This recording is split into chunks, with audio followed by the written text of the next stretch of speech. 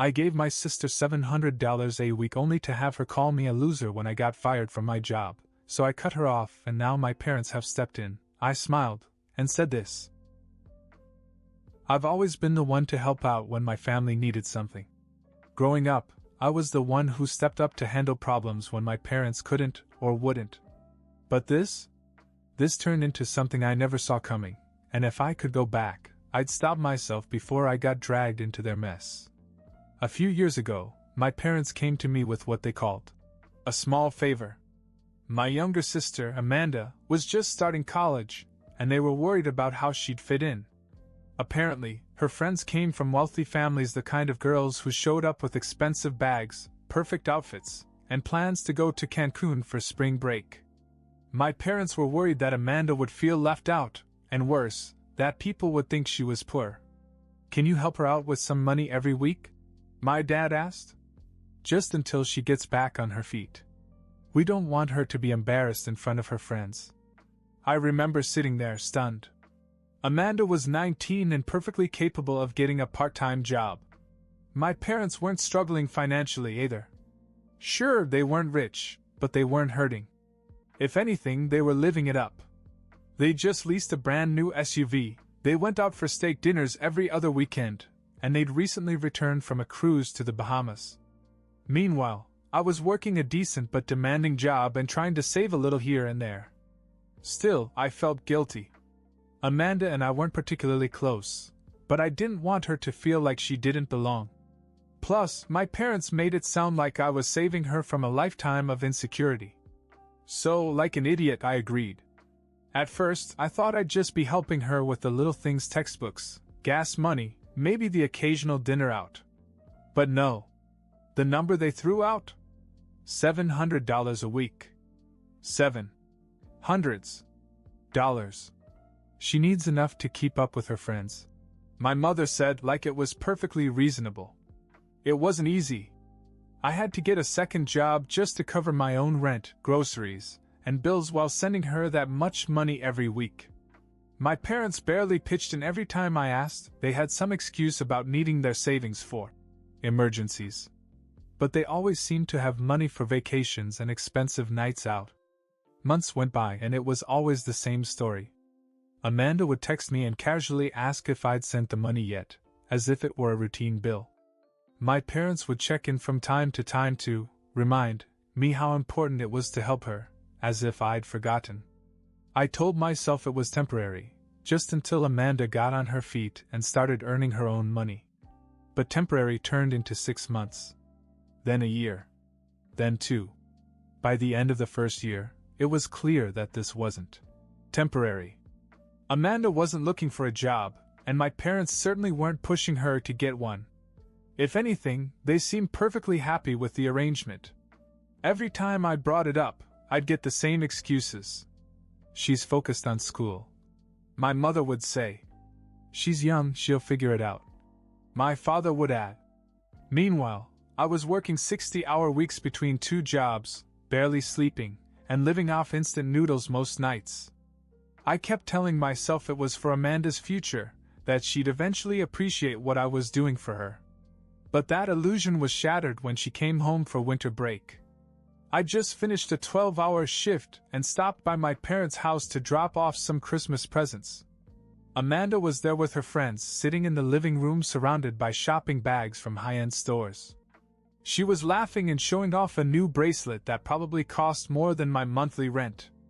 Thanks for this, by the way, she said, waving the bracelet in the air like it was no big deal. I was confused. What do you mean? Oh, I used some of the money you sent. I just had to have it, it's so me, right? I didn't even know what to say. I thought the money was for rent or food or something practical. But no, she blew it on jewelry and designer clothes. And my parents? They didn't seem to care. My mom even said, she has such good taste, doesn't she?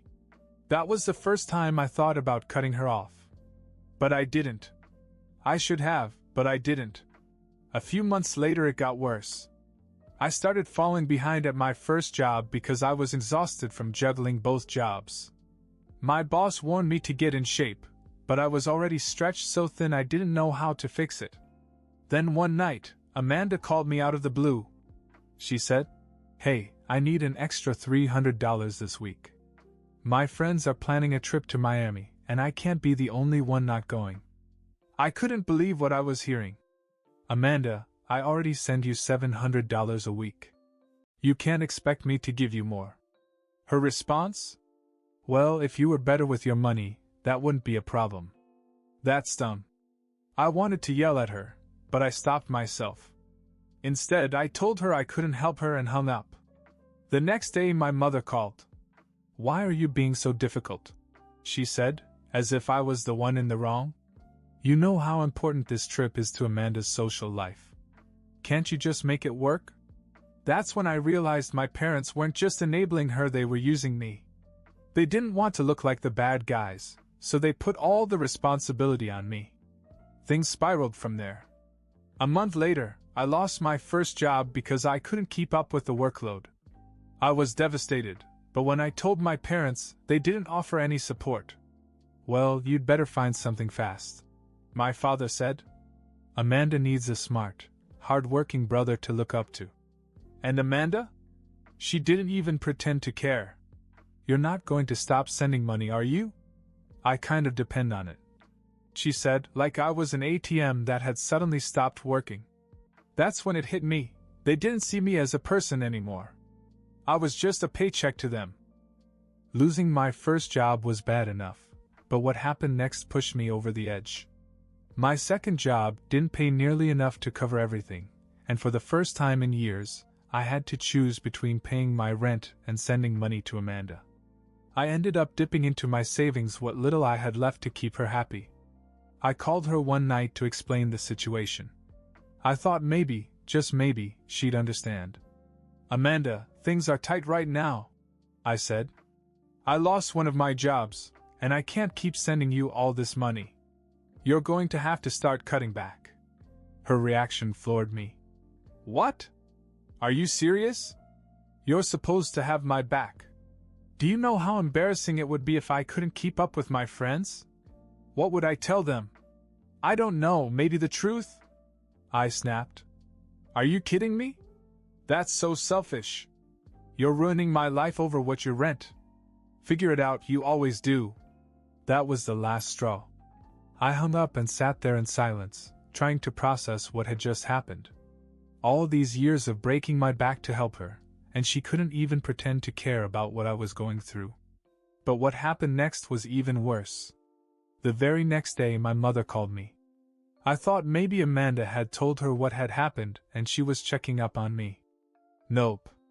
Your sister called me in tears," she said, her tone dripping with guilt. "You can't just stop helping her. She's counting on you." "Mom, I lost my job," I said, trying to keep my composure. "I'm barely making ends meet. I can't afford to send her that kind of money anymore." "Well, maybe you wouldn't have lost your job if you hadn't spent so much time feeling sorry for yourself," she shot back. I couldn't believe it. I wasn't even a person to her anymore, just a source of income. A week later, I got an eviction notice. I'd fallen behind on my rent because I was still sending money to Amanda, hoping to keep the peace. My landlord wasn't interested in excuses, and I didn't blame him. I packed up and moved into a dingy studio apartment that I could barely afford. I tried to keep it quiet, but Amanda somehow found out. Instead of being supportive, she called me and said, "You're living in a dump now? Great. Do you have any idea how embarrassing it would be for people to know that my brother can't even keep a decent apartment?" I didn't even answer. I just hung up and stared at the wall. The final blow came a month later. I lost my second job. By then, I was already in a depression. I couldn't sleep, I wasn't eating right, and I barely had the energy to leave my apartment. I thought maybe this would wake up my family, that they'd finally realize how much pressure I was under. Instead, my dad called me and said, "Amanda needs to have a smart, hard-working brother to look up to. Get your act together or stay out of her life." It was like they didn't even care that I was falling apart. I turned to my older brother Brian as a last resort. We weren't particularly close, but he had always been the level-headed one in the family. I told him everything, how I'd been giving Amanda $700 a week, how I'd lost both my jobs, and how our parents treated me like garbage. To my surprise, Brian wasn't just sympathetic, he got angry. "This is crazy," he said. "They're treating you like a cash cow while they live it up? And Amanda acts like a spoiled brat? I'll take care of it." I didn't know what he meant at the time, but I would soon find out that Brian wasn't messing around. When Brian said he'd take care of it, I didn't think much of it. He's always been calm and collected, the kind of guy who doesn't make waves unless he has to. So I figured he'd give them a stern talking to, maybe make them feel guilty about me. But Brian had something else in mind. A few days later I got a text from Amanda. "WTF? Brian just told Mom and Dad they have 30 days to move out of his apartment. What did you tell him?" I stared down at my phone in shock. I had no idea our parents were living in Brian's rental. He owned a small 2-bedroom condo downtown, but I'd assumed it was vacant or rented to someone else. Turns out he'd let them stay there rent-free after they sold our childhood home a few years ago, claiming they wanted to downsize. I called Brian right away. "What's going on?" "Amanda just said you're kicking them out." "They'd been freeloading for years," Brian said calmly. "They've been financing Amanda and I've been carrying them. Enough is enough. I'm putting the place on the market." "You're selling it?" I asked, stunned. "Yes. You've had it too good for too long. You can go back to your old house." I wanted to ask how, since the house was sold, but Brian cut me off. "They didn't really sell it," he said. "They rented it. They've been collecting rent all along." That hit me like a punch in the gut. All these years they made it sound like they were struggling, like they didn't have the money to support Amanda. And all this time they'd been sitting on the rent, letting me and Brian foot the bill for her life. True to his word, Brian gave them 30 days to move out. My parents were furious, calling me constantly to complain about how I turned Brian against them. They even tried to get Amanda involved, hoping she'd guilt me into changing his mind. But Brian wouldn't budge. At first I thought Amanda would side with our parents. But then she called me, sobbing. "What am I going to do?" she cried. "Mom and Dad said they can't afford to help me anymore because they have to pay for the house. I can't even buy a decent purse." I don't know what came over me, but I burst out laughing. After everything I'd been through, the fact that her biggest concern was a handbag was just too much. She hung up, but I didn't care. I thought that was the end of it, that they'd move back into their old house and finally start taking responsibility for themselves. But then something happened that I didn't see coming. For a while, it seemed like things were finally settling down.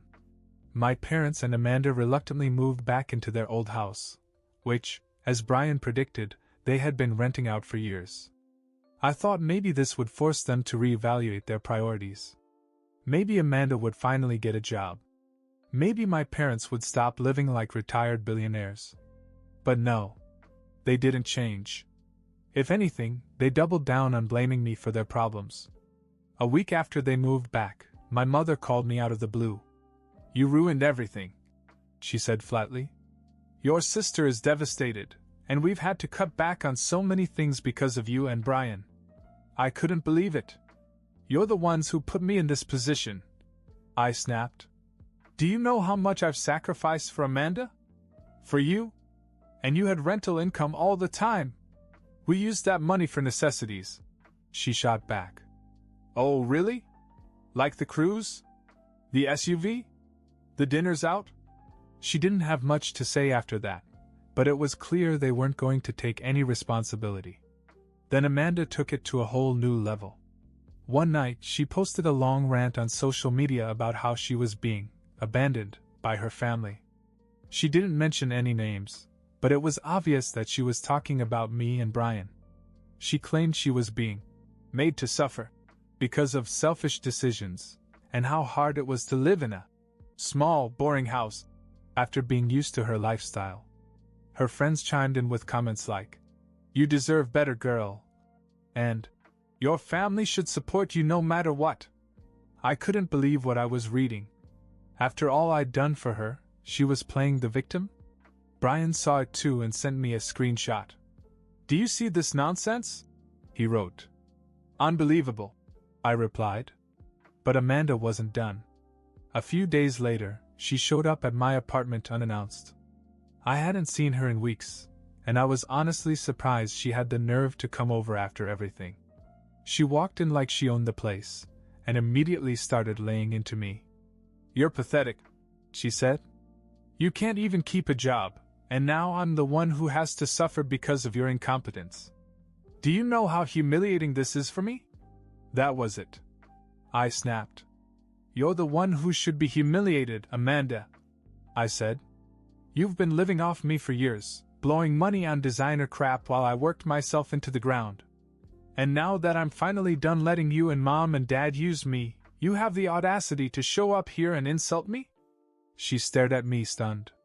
"I needed the money," she said weakly. "No, you didn't. You wanted it. There's a difference." She stormed out, slamming the door behind her.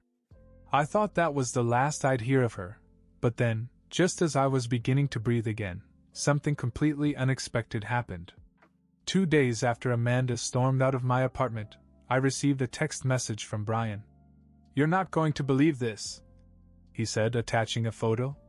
It was a screenshot of a GoFundMe page. The title read, "Help me get back on my feet after family abandonment." I clicked on the link, and sure enough, Amanda had created it. The description was a sob story about how her support system had cruelly cut her off and left her to fend for herself. She portrayed herself as a victim of neglect, claiming she couldn't even afford basic necessities, let alone maintain the stability she was used to. The kicker? The goal was $50,000. I stared at the page, equal parts angry and amazed. She already had over $1,000 in donations, with comments from strangers like, "Stay strong," and "Family shouldn't treat you like this." Some of her friends had even shared the page, calling her brave for speaking out. Brian called me, his voice dripping with sarcasm. "So I guess we're officially the bad guys now? I can't believe she's doing this," I said. "She knows it's all lies." "Of course she does," he said. "But she also knows that people eat this stuff up. She's playing the game." At first I didn't want to get involved.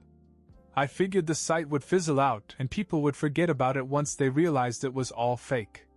But then my mother called me, furious. "How dare you let Amanda get to this point?" she yelled. "She wouldn't have to ask strangers for help if you and Brian weren't so selfish." "Are you serious?" I shot back. "She's scamming people and you're defending her?" "She's doing what she has to do," my mother said. "You should be ashamed." That's when I realized that my parents had completely bought into Amanda's story. Or maybe they just didn't care about the truth anymore. Either way, they were completely on her side. I wasn't the only one to notice. Brian, who usually stays calm in these situations, decided to take matters into his own hands. He left a comment on Amanda's GoFundMe page. "Before you donate, ask Amanda where the thousands of dollars I gave her over the years went. Or the $700 a week our brother sent her. Ask her about the vacations, designer bags, and nights out she blew it on while we worked to support her. This site is a scam, and she knows it." It didn't take long for the backlash to begin. People began questioning Amanda in the comments, asking for details about where the money was going. Some even demanded refunds. Amanda retaliated by deleting Brian's comment and blocking him from the site, but the damage was done. Word spread, and her donations dried up almost overnight. That's when things took a darker turn. My parents called again, this time demanding that I apologize to Amanda.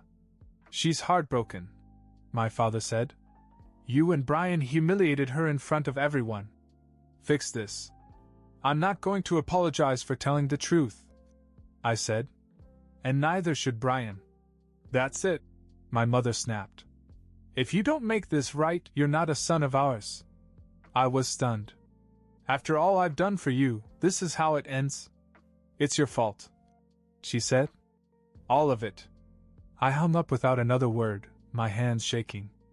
I couldn't believe that my own family had completely turned against me. But as much as it hurt, I knew I couldn't go back now. That night, as I sat in my tiny apartment, I received an unexpected text from Amanda. It was short, but it hit me like a punch in the gut. "You're going to regret this," she wrote. I didn't know what she meant, but I had a bad feeling I was about to find out. After Amanda's text, I braced myself for whatever drama was to come, but nothing could have prepared me for how quickly it all fell apart. Brian stood his ground, refusing to let our parents back into his apartment, or give Amanda a single cent. Meanwhile, the GoFundMe fiasco left Amanda's reputation in tatters among her friends. She ended up deleting all of her social media accounts after people started calling her out for lying. My parents, true to form, refused to take responsibility for anything. They moved back into their old house, but their finances were in shambles. They couldn't afford their previous lifestyle, and my mother had to take a part-time retail job. My father spent most of his days sulking and blaming me and Brian for everything that went wrong. And Amanda? She finally got a job just barely. She's working part-time at a boutique, complaining all the time about how unfair her life is now. Apparently, the humiliation of having to work instead of shop was too much for her. As for me, I made the hardest decision of my life. I cut everyone off completely. No more calls, no more visits, no more being dragged into their mess. Brian and I still talk, and he's been a rock through it all, but the rest of them? I'm done. It wasn't easy at first. I kept waiting for the guilt to kick in, for the urge to check on them to take over. But as the weeks turned into months, I realized how much lighter I felt without their constant demands hanging over my head. I began to focus on myself for the first time in years. I got a new job, not the highest paying gig, but one that didn't leave me exhausted and miserable. I even took up a few hobbies that I'd always wanted to try but never had the time for. Looking back, I don't regret giving them up. It's sad, sure, but sometimes you have to walk away to save yourself. They can blame me all they want, but I'm finally at peace. And honestly, that's worth more than anything I ever gave them.